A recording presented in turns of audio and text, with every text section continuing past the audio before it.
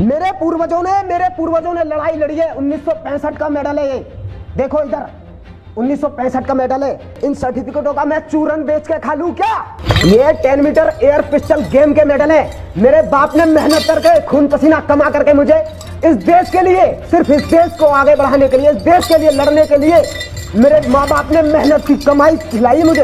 दोस्तों, किसी के सपने टूटते हैं जो बचपन से देखता आया हो, तब कैसा लगता है और कैसी तकलीफ होती है इसका अंदाजा कोई भी नहीं लगा सकता है।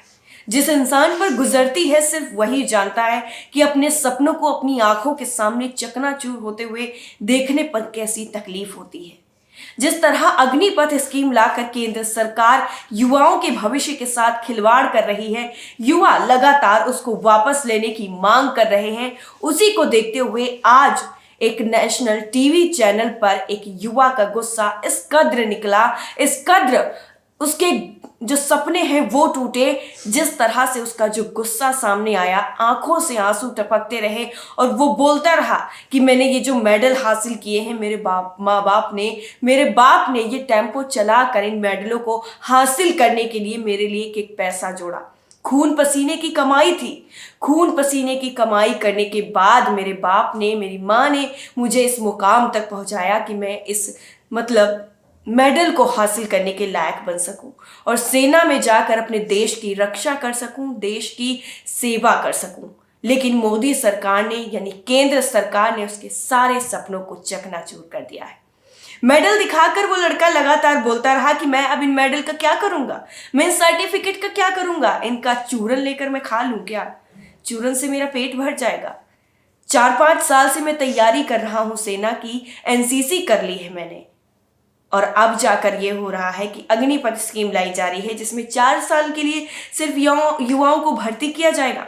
क्या बचपन से जो सपना लोग देखते हैं, बचपन से जो जज्बा होता है सेना में जाने का, सेना में जाकर देश की सेवा करने का, देश पर जान कुर्बान करने का, देश पर मर मिटने का जो जज्बा होता है, क्या 4 सालों में युवा वही जज्बा दिखाएंगे?